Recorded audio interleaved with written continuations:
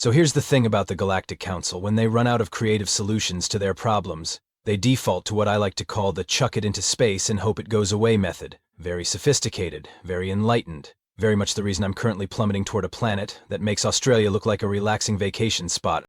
My name's Jake Morrison, and according to my official Galactic Correctional Services file, I'm a habitual violator of interstellar commerce regulations with antisocial tendencies. In human terms, that translates to smuggler who made too many jokes during his trial. Apparently, suggesting that the judge's tentacles would look better in a knot was considered contempt of court. Who knew?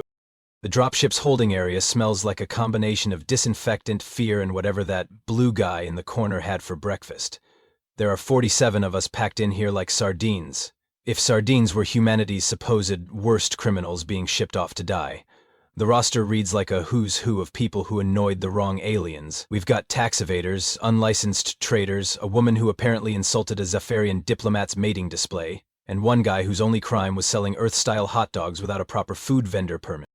Real dangerous stuff, clearly. Commander Vextal, our gracious host and the pompous squid-faced bureaucrat overseeing this whole operation, has been giving us the same speech for the past 3 hours. You know the type. 8 feet tall, skin like wet leather, and a voice that sounds like he's gargling gravel mixed with superiority complex. Citizens of the Terran species, he announces for the 10th time, his translator making him sound like a disappointed funeral director. You have been selected for the Kepler 422c colonization initiative. This is an opportunity to contribute meaningfully to galactic society through pioneering spirit and adaptive resilience. Translated from bureaucrat speak, that means we're dropping you on a hellscape and taking bets on how long you survive. He continues. Kepler 442c represents a unique challenge. The atmosphere contains sulfuric compounds that will corrode standard equipment within days. The local flora exhibits aggressive carnivorous behavior. The fauna demonstrates extreme territorial instincts and neurotoxic capabilities. The gravitational field exceeds Earth normal by 37%. Weather patterns include acid precipitation and electromagnetic storms that disable most technology. A woman behind me, built like a bulldozer and sporting military tattoos, snorts loudly. So basically it's Tuesday in Detroit. That would be Rita Kowalski, former Alliance Marine Corps engineer, currently convicted of unauthorized modification of military hardware. Her crime, improving the efficiency of a plasma rifle by 40% without filing the proper paperwork. The military-industrial complex has no sense of humor about innovation. Commander Vextal's gill slits flutter in what I assume is irritation. This initiative represents a humane alternative to traditional correctional measures. Rather than imprisonment or termination, you will have the opportunity to establish a new society. Right, says the guy sitting across from me, a thin man in what used to be an expensive suit. And I suppose the fact that no one has ever survived more than 6 months on Kepler 442c is just a fun coincidence. Meet Marcus Webb, former corporate lawyer, convicted of creative interpretation of interstellar contract law. His actual crime was reading the fine print on a trade agreement and discovering that the Galactic Council had been systematically overcharging human colonies for basic supplies. They really don't like it when you catch them stealing. Vextal's translator makes a sound that's probably supposed to be reassuring but comes out like static mixed with condescension. Previous colonization attempts involved species with different biological requirements and technological capabilities. Humans possess certain adaptive qualities that may prove advantageous. Translation: you're stubborn enough that you might last longer before dying horribly.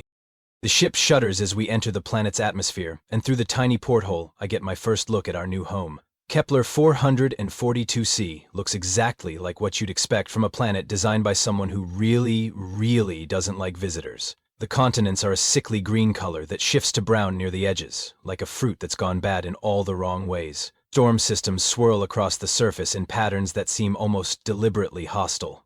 The oceans are a shade of orange that makes me think of industrial waste and regret. Beautiful, I mutter. Really captures that abandoned chemical plant aesthetic. Rita leans over to look out the porthole. I've seen worse. Remember Proxima Station after the reactor leak? This is worse than Proxima Station, Marcus says, somehow managing to straighten his tie despite the fact that we're about to be dumped on a death world. Proxima Station just wanted to kill you. This place looks like it wants to kill you slowly, take notes, and then kill you again for good measure. The landing thrusters fire, and Vextal makes one final announcement. Upon planetfall, you will be provided with basic survival equipment and shelter materials. Emergency beacons will activate in the unlikely event that immediate evacuation becomes necessary due to catastrophic colony failure. Rita raises her hand. You mean when we all die? If you all die, Vextal corrects, and I swear his translator adds a note of hopeful anticipation. The ship touches down with a bump that rattles my teeth, and the cargo bay doors crack open with a hiss. The air that flows in smells like sulfur, ozone, and something that might charitably be called organic decay. It's not exactly what you'd call welcoming. Well, I say, standing up and stretching muscles that have been cramped for too long. I've had worse accommodations. At least this place has atmosphere. Barely, Marcus mutters, but he's already mentally cataloging our resources. You can take the lawyer away from the courtroom, but you can't take the preparation obsession out of the lawyer. Rita's already examining the crates of supplies they've given us. Standard prefab shelter units, basic tools, water purification tablets, emergency rations for 30 days. She looks up with a grin that would make a shark nervous. They really expect us to die quickly? Through the open doors, I can see our new world in all its glory. Purple-tinged grass that seems to be watching us. Trees that look like they're probably planning something unpleasant. A sky the color of old brass, with clouds that move in ways that clouds probably shouldn't. And in the distance something that might be mountains or might be sleeping giants. With our luck, probably both. Gentlemen, lady, I say, shouldering my pack and stepping toward the doors. Welcome to paradise. Last one to figure out how to not die pays for the first round when we get back to civilization. Behind us, the ship's engines are already spinning up for departure. Commander Vextel doesn't even bother with goodbye. After all, why waste words on the soon-to-be deceased? But as I take my first step onto the surface of Kepler 442c, breathing air that tastes like battery acid mixed with regret, I can't help but smile. They have no idea what they've just unleashed. So, fun fact about death worlds. They don't wait for you to get settled before trying to kill you. I learned this approximately 30 seconds after stepping off the ship, when what I had mistaken for decorative purple grass turned out to be some kind of territorial carnivorous plant with anger management issues. Jake, move! Rita's voice cut through my philosophical musings about alien flora as she tackled me sideways. The spot where I'd been standing erupted in a spray of what I'm generously calling digestive enzymes. The grass, and I use that term loosely, had apparently decided I looked delicious and was making its opinion known through aggressive botanical warfare. Thanks, I gasped, rolling away from another patch of suspiciously twitchy vegetation. Good to know the local plant life has a sense of urgency about the whole killing humans thing. Marcus, meanwhile, was standing perfectly still, about 10 feet away, briefcase in hand, watching a cluster of purple tendrils slowly creeping toward his shoes. I don't suppose anyone packed a botanical identification guide in our survival kit. Yeah, right next to the 5-star restaurant menu and the spa brochure, Rita said, pulling out what looked like a military-grade multi-tool. Rule 1 of hostile environments, if it moves and you didn't make it move, it's probably trying to eat you. She was right, of course. The first few hours on Kepler 442c were basically a crash course in creative survival techniques. The other 44 colonists were scattered across about a square mile of what the Galactic Council had optimistically labeled suitable landing terrain. In reality, it was a hellscape buffet, where everything from the ground cover to the air itself seemed personally offended by our existence. Tommy Rodriguez, a former cargo pilot convicted of excessive creative scheduling, discovered that the innocent-looking blue flowers growing near the landing site were actually some kind of chemical warfare enthusiasts. He made the mistake of stopping to smell them, and spent the next hour hallucinating that his shoes were plotting against him. Considering our situation, that might not have been entirely wrong. Liesl Park, whose crime was unlicensed xenobiological research, which translated to looking at alien bugs without permission, immediately started cataloging the various ways the planet was trying to kill us. Within an hour, she'd identified 17 distinct hazards, including acid-spitting moss, gravity-sensitive quicksand, and something she called atmospheric hostile microfauna. Basically, she explained while dodging a swooping creature that looked like a cross between a bat and a very angry dinner plate, the air is full of tiny things that want to eat us from the inside out. Fantastic, I said, watching Rita construct some kind of shelter framework using salvaged ship parts and what appeared to be pure spite. Any good news? The oxygen content is breathable, the water is technically potable after filtration, and the gravity is only trying to crush us, not liquefy us. I'm writing that down for the tourism brochure later. The real turning point came when we encountered our first example of local wildlife. Picture, if you will, something that looks like a cross between a rhinoceros and a very large, very angry porcupine, but with more teeth and a disposition that makes rabid wolverines look cuddly. The locals, as we came to call them, had apparently established a territorial claim on our landing site sometime in the previous geological era. The first one came charging out of what we'd thought was a boulder field, making a sound like a freight train having an argument with a chainsaw. 47 humans scattered in 47 different directions, which in retrospect was probably the smart move. But here's the thing about humans that the Galactic Council apparently never figured out. We're really, really good at being stubborn about not dying. Rita, instead of running, grabbed a piece of ship debris and started calculating trajectory angles. Marcus, rather than panicking, began loudly reciting what sounded like legal precedents about property rights and adverse possession. And me? I did what humans do best in impossible situations. I started making jokes. "Hey there, big guy," I called out as the creature skidded to a halt, apparently confused by our complete lack of proper terror. "Love what you've done with the place. Very minimalist, very death and destruction chic." The thing tilted its massive head, blinking eyes the size of dinner plates. I swear it looked puzzled. "You know," I continued, backing slowly toward where Rita was hefting her improvised weapon. "Where I come from, we'd call this a property dispute. Good thing we brought a lawyer." Marcus, catching on to my completely insane plan, straightened his tie and stepped forward. "Pursuant to Galactic Settlement Code 28473, I hereby serve notice of human habitation claim on this territory, filed in good faith and according to standard colonization protocols." I have never seen a 15-foot-tall alien death monster look more confused. Rita chose that moment to demonstrate why the Alliance military had been so upset about losing her services. Her improvised projectile caught the creature right between the eyes with enough force to knock it backward. Not enough to seriously hurt something that size, but definitely enough to get its attention and establish that we were not, in fact, the easy prey it had been expecting.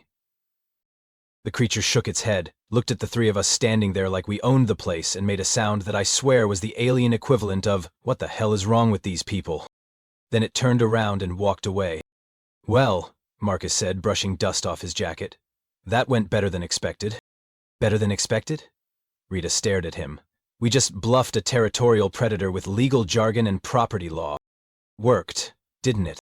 And that, ladies and gentlemen, was day one. By nightfall, we'd established a rough perimeter using a combination of salvaged equipment, strategic bluffing, and what Rita called aggressive civil engineering. The acid rain that started falling around sunset turned out to be a blessing in disguise, since it kept most of the local wildlife indoors and gave us a chance to test our shelter construction. Lisa discovered that the rain, while definitely not something you wanted to shower in, was actually a pretty decent industrial solvent once you knew how to collect and neutralize it. Tommy found out that several of the deadly local fruits were actually just really, really sour and perfectly edible once you got past the initial mouth-puckering experience. Marcus spent the evening drawing up what he called territorial establishment documentation, which was basically a fancy way of saying, "We live here now, deal with it." And Rita? Rita started making a list of improvements she wanted to make to our new neighborhood. "You know," she said as we huddled around our improvised camp that night, listening to the sounds of a planet that was definitely still trying to kill us, "this place has potential." "Potential for what?" I asked. "A memorial service?" "Think about it. Extreme environment, dangerous wildlife, challenging conditions." She grinned in the dim light of our emergency beacon. "Some people pay good money for this kind of experience." I looked around at our ramshackle camp surrounded by a world that seemed personally invested in our demise, and felt something that might have been inspiration starting to form. "Rita," I said slowly, "I think you might be onto something." Day one of our death sentence, and we were already starting to think like entrepreneurs. The Galactic Council was going to hate this. You know what the Galactic Council didn't factor into their calculations? Human spite. Pure, concentrated, weaponized spite. Because nothing motivates a human quite like being told they're going to fail, especially when the one doing the telling has tentacles and an attitude problem. By week 3, we'd stopped running from the local wildlife and started what Rita called aggressive neighborhood negotiations. The creature that had tried to claim our landing site on day 1, we named him Bruce, and he'd become something like a grumpy neighbor who occasionally wandered by to make sure we weren't having too much fun. It turns out that most of Kepler 442c's deadly predators were really just very large, very territorial animals who had never encountered anything quite as aggressively stubborn as humans. They'd charge, we'd stand our ground and start talking at them. They'd get confused, and eventually we'd reach what Marcus called mutual non-aggression accords. The key, he explained to a group of newer arrivals, is establishing precedent through consistent behavioral patterns and clear boundary definitions. Translation: if you act like you belong somewhere long enough, even 15-foot death monsters start to believe you. Lisa had made a breakthrough with the carnivorous plants by discovering they were actually quite reasonable once you understood their nutritional requirements. Instead of trying to digest humans, which apparently gave them indigestion anyway, they were perfectly happy to process the various organic waste we generated, in exchange for not trying to eat us. It's a symbiotic relationship, she explained, feeding kitchen scraps to what had once been a patch of aggressive purple grass. They get reliable nutrition, we get natural waste disposal. Everybody wins. The grass, now considerably less bitey, had formed neat rows around our camp perimeter. Nothing says home sweet home like domesticated carnivorous landscaping. But the real game-changer was Rita's discovery about the acid rain. "Look," she said, holding up a piece of metal that had been corroded by the previous night's downpour. "This isn't just destruction. This is precision etching. The acid concentration is perfect for industrial applications." Within a week, she'd rigged up a collection and neutralization system that turned our nightly acid storms into a steady supply of industrial-grade solvent. The same stuff that had been eating our equipment was now helping us refine local materials into building supplies. "We're basically living in a free chemical processing plant," she announced proudly, showing off the first batch of refined metals she'd produced. "All we had to do was stop thinking of it as trying to kill us and start thinking of it as trying to help us in a very aggressive way." Tommy had figured out that the electromagnetic storms that knocked out standard Galactic Council technology were actually quite predictable. More importantly, they didn't affect Earth-designed equipment nearly as much, probably because human tech was already built to survive being dropped, kicked, and generally abused. "Turns out our stuff is just too stubborn to stay broken," he said, demonstrating how his jury-rigged communication array had survived 3 separate electromagnetic events that should have fried it completely. "The aliens build their tech too fancy. Ours is too stupid to know when it's supposed to quit working." By month 2, our little camp had evolved into something that almost resembled civilization. We had running water, courtesy of Lisa's filtration system that turned the local orange-tinted streams into something that only tasted mildly like industrial waste. We had reliable shelter, thanks to Rita's increasingly sophisticated construction projects using locally sourced materials and salvaged components. Most importantly, we had what Marcus called sustainable resource management, which was a fancy way of saying we'd figured out how to turn everything that was trying to kill us into something useful instead. The blue flowers that had nearly driven Tommy insane? Excellent natural insecticide once you knew how to process them properly. The gravity-sensitive quicksand?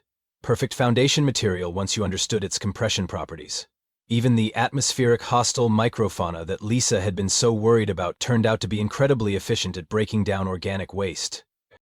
"We're living in a fully integrated ecosystem," she reported during one of our evening planning sessions. "The planet isn't trying to kill us, it's trying to recycle us. There's a difference." "That's oddly comforting," I said, watching Bruce lumber past our camp. He'd gotten into the habit of doing evening patrols, apparently having decided we were part of his territory now. "So we've gone from certain death to aggressive composting." "Exactly, and once you understand the recycling system, you can work with it instead of against it." The breakthrough moment came when Marcus realized we'd accidentally solved several logistical problems that had been plaguing interstellar colonization efforts for decades. "Think about it," he said, spreading out what he'd started calling his colonial development portfolio. "Sustainable waste management, reliable resource extraction, efficient construction materials, and a natural security system that doesn't require maintenance or external power sources." He gestured toward Bruce, who was currently engaged in what appeared to be a territorial dispute with a smaller creature over who got to sleep in the nice shady spot near our water collection system. "We've created a fully functional colonial infrastructure using nothing but local resources and human stubbornness." Rita looked up from her latest engineering project, which appeared to be some kind of advanced water purification system built entirely from salvaged parts and locally refined materials. "You know what this means? That we're not going to die horribly?" Tommy suggested hopefully. Better than that, she said with a grin that was starting to worry me. We've built something that actually works.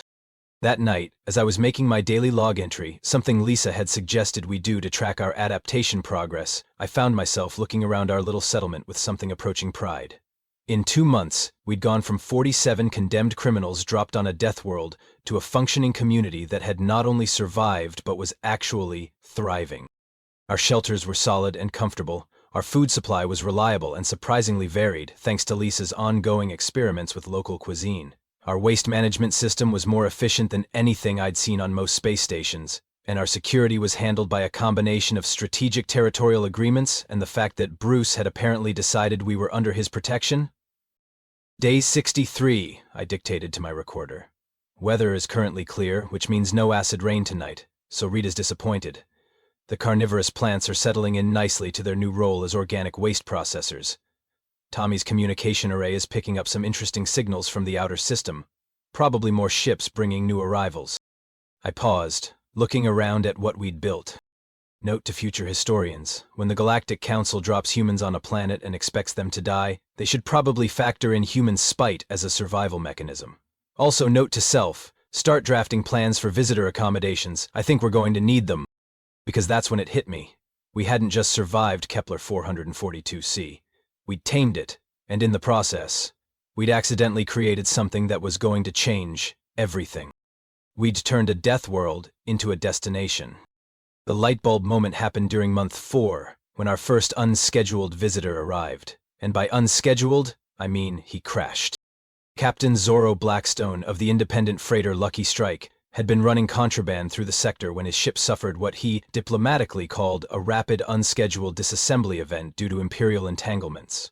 Translation, he'd been smuggling something he shouldn't have been smuggling, got into a firefight with patrol ships, and had to make an emergency landing on the nearest planet. Which happened to be our lovely neighborhood death world. Well, he said, climbing out of the wreckage of his ship and looking around at our thriving settlement, this is not what I expected from a planetary obituary. Zorro, despite having a name that sounded like a rejected space pirate character, was actually a pretty sharp guy. Former merchant marine turned independent trader, with the kind of practical experience that comes from spending your life figuring out how to make things work when everything's going wrong. So let me get this straight, he said over dinner that night, sampling what Lisa had dubbed Kepler stew with the cautious enthusiasm of someone who'd eaten military rations for too long. The Galactic Council dropped you here to die, and instead you built a functioning colonial infrastructure, complete with domesticated wildlife and sustainable resource management? That's the short version, I said. The long version involves a lot more swearing and several incidents with carnivorous landscaping. He looked around at our settlement, which by this point included Rita's modular housing units, Marcus's administrative complex complete with what he called a dispute resolution center, and Lisa's research facility, where she studied ways to make the local ecosystem even more cooperative.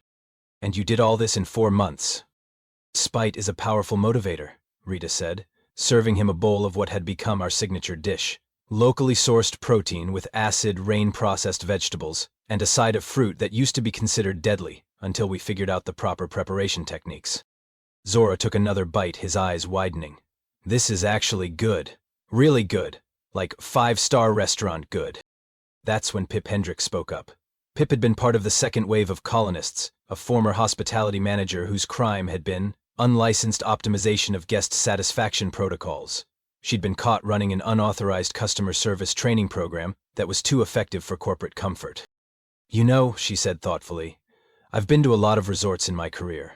High-end places that charge premium rates for what they call adventure tourism and extreme experiences. Private islands, survival camps, wilderness expeditions. She gestured around at our settlement. This place has everything those resorts try to fake. Real danger, genuine challenges, unique environment, exotic cuisine, and accommodations that are actually comfortable once you know what you're doing. Zorro nearly choked on his stew. You're not seriously suggesting what I think you're suggesting.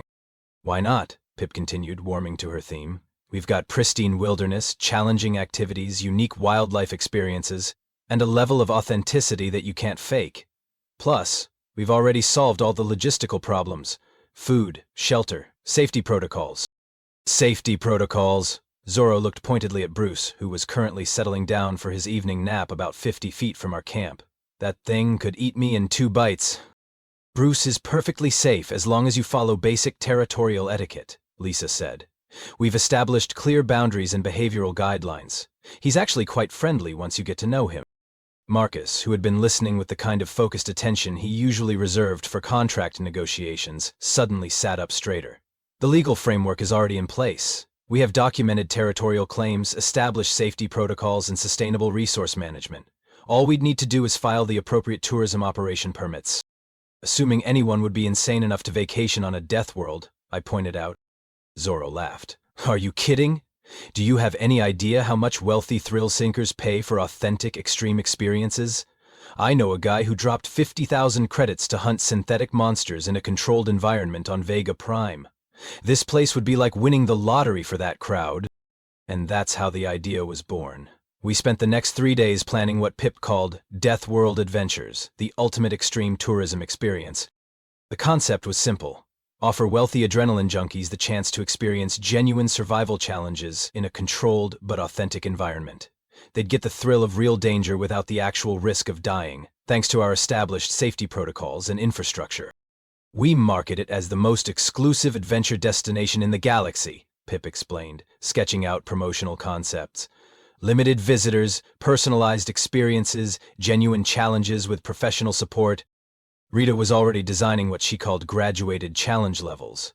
Day 1 would be basic orientation and safety training. Day 2 would involve supervised interaction with local wildlife. Day 3 would include acid rain collection and processing. Day 4 would be advanced survival techniques and ecosystem integration. And for the premium package, she said with a grin that was starting to scare me, we offer the full colonist experience. Drop them off with basic supplies and let them figure it out for themselves, with emergency backup available if needed. Marcus was working out pricing structures and liability waivers. Given the exclusivity and authenticity factor, we could charge premium rates, say 10,000 credits per person for the basic package, 25,000 for the premium experience. Those are luxury resort prices, Zora pointed out. For a luxury resort experience, Pip replied. Except instead of fake adventure and manufactured danger, they get the real thing, with professional guides who've actually survived everything the planet can throw at them. The more we talked about it, the more sense it made. We had everything we needed: unique location, authentic challenges, established infrastructure, and most importantly, proven survival techniques that we could teach to others. There's just one problem, I said. We'd need our first customer to prove the concept works. Zorro set down his bowl and looked around at our little settlement one more time. Well, he said slowly, my ship's not going anywhere for at least a month while I fabricate replacement parts. And I've got to admit, this is the most interesting place I've crash-landed in years. He paused, then grinned. How much would you charge for a 2-week deluxe survival experience package? 3 weeks later, Zorro departed Kepler 442c with a functioning ship, a collection of local souvenirs, and what he called the best vacation story of my entire life. He'd survived an acid storm, successfully negotiated territorial agreements with 3 different species of local wildlife, learned to prepare 5 different types of previously deadly local cuisine, and helped Rita construct what she called an advanced atmospheric processing facility, which was really just a very sophisticated way of turning poisonous air into breathable atmosphere. I'm telling everyone I know about this place, he said as he prepared to leave. You're going to have more visitors than you know what to do with. That's the plan, Pip said, handing him a professionally printed brochure she'd put together using local materials. Death World Adventures, where survival is just the beginning. As his ship disappeared into the brass-colored sky, I looked around at what we'd built and realized we'd accidentally stumbled onto something bigger than just survival. We'd created the galaxy's first authentic extreme tourism destination, and if Zorro was right about spreading the word, our little death world was about to get very, very busy. Commander Vextal's return was about as subtle as a brick through a window. His ship descended through our morning acid shower like an angry metal storm cloud, landing with all the grace of a bureaucrat having a panic attack. Which, as it turned out, was exactly what was happening. What? He demanded, emerging from his ship and staring at our thriving settlement. Is the meaning of this? I looked around at what had become New Darwin, population 137 humans plus assorted domesticated wildlife. Rita's modular housing development stretched across 3 acres of formerly hostile terrain. Marcus's administrative center flew flags from 12 different species, representing various trade agreements and territorial accords. Pip's visitor center offered guided tours, souvenir shopping, and what she called authentic Death World dining experiences. And Bruce, now wearing a ceremonial collar that marked him as our official greeter and security chief, was calmly sunning himself next to the landing pad. "Well," I said cheerfully, "it looks like civilization. Funny how that works when you don't actually die." Vextal's gill slits were fluttering, and what I'd learned was the alien equivalent of hyperventilation. This facility was designated as a penal disposal zone for irredeemable criminals. "And now it's a 5-star resort," Pip added helpfully, handing him a brochure. "Would you like to book the premium package? We have an opening next week." Behind him, 3 more ships were landing. Not prison transports this time, but sleek private yachts carrying what our booking system listed as Lord Quexnar and his entourage. "Our 2 o'clock tour group," Marcus explained, checking his schedule. "Wealthy Centauri nobles looking for authentic extreme experiences. They're booked for the full adventure package."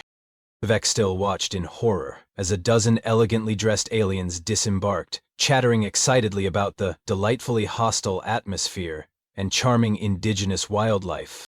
"This is impossible," he sputtered. "Kepler 442c is categorized as uninhabitable. The mortality rate is supposed to be 100%. "Yeah, about that," Rita said, wiping her hands on a towel after adjusting our latest atmospheric processor. "Turns out your data was a little pessimistic. We've had 0 fatalities and a 97% customer satisfaction rating. The other 3% complained that it wasn't dangerous enough," I added. "We're working on that." Marcus stepped forward with a folder thick enough to choke a small alien. "Commander, I think you'll find our operation is completely legal under Galactic Settlement Code 28473, subsections 15 through 47. We've filed all appropriate territorial claims, environmental impact assessments, and commercial operation permits. You can't simply decide to live here." "Actually," Marcus continued, with the kind of smile that had once terrified corporate boards across 3 sectors. "According to subsection 23, any colony that maintains continuous habitation for more than 18 months automatically qualifies for indigenous settlement rights. We're at 14 months and counting." Vextal's translator made a sound like a computer having a breakdown. "But you're criminals." "We're criminals," I corrected. "Now we're small business owners. Amazing what a change of scenery can do for your career prospects." Lord Quexnar chose that moment to approach our little group, tentacles quivering with excitement. "Excuse me, but are you the famous Jake Morrison, the human who tamed the Death World?" "That's me," I said, signing the autograph pad he thrust at me, though I prefer to think of it as aggressive real estate development. "This is unprecedented," the Centauri Lord gushed. "My colleagues will be absolutely furious that I discovered this place first. You simply must expand your operation." Vextal's gill slits were now in full panic flutter. "Commander Morrison, you cannot seriously be operating a commercial tourism venture on a designated penal planet." "Oh, but we can," Marcus said, producing another document. "And according to Galactic Commercial Code 5.7, any successful business operation on previously unclaimed territory automatically grants the operators first rights to expanded commercial development." He paused for effect. "In other words, Commander, we own this planet now. All of it, and you're standing on private property without a visitor's permit." The sound that came from Vextal's translator was definitely not regulation bureaucratic language. "Furthermore," Marcus continued cheerfully, "as the legal owners of this territory, we're entitled to charge licensing fees for any Galactic Council ships that wish to continue using our planet for, shall we say, waste disposal purposes." "How much?" Vextal asked weakly. Marcus consulted his tablet. "Standard rate is 50,000 credits per drop-off, plus environmental impact fees, plus accommodation costs if they want to stay longer than 72 hours. But we're the ones who put you here." "And we're very grateful," I said. "So grateful that we're prepared to offer the Galactic Council a special discount rate.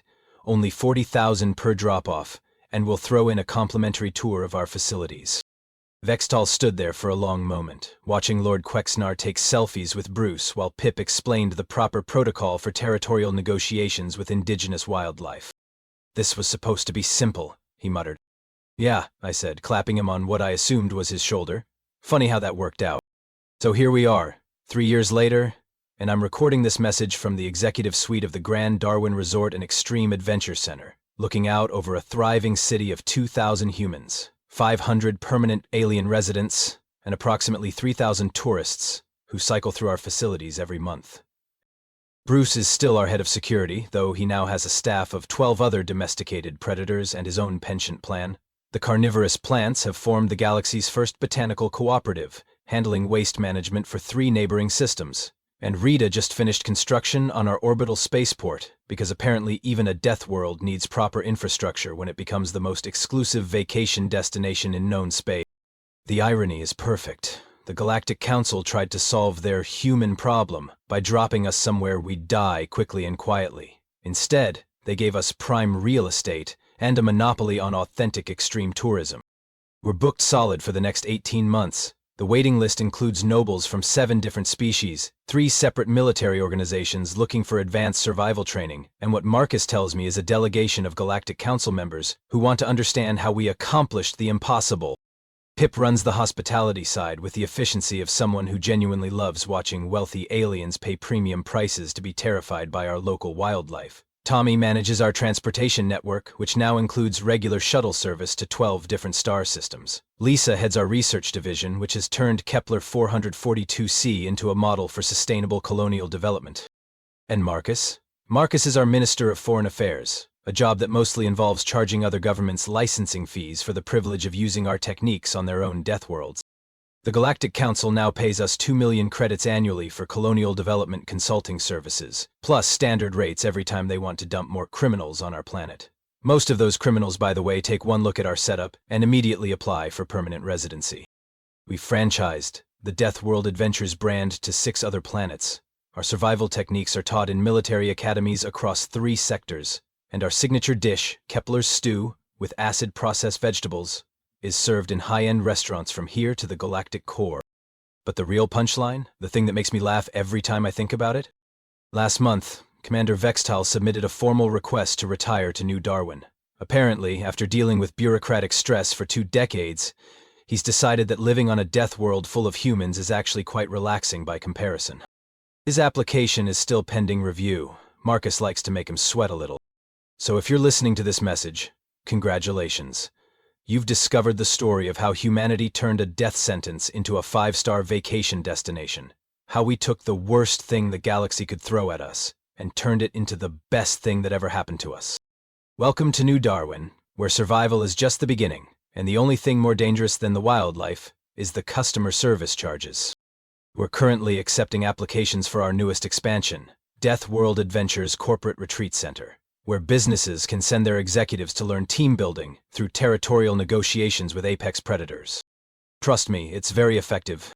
This has been Jake Morrison, Chief Executive Officer of Death World Adventures, broadcasting from beautiful downtown New Darwin, Kepler 432c. Thanks for listening, and remember our motto, where the impossible is just Tuesday, and Tuesday is when we charge double. End transmission.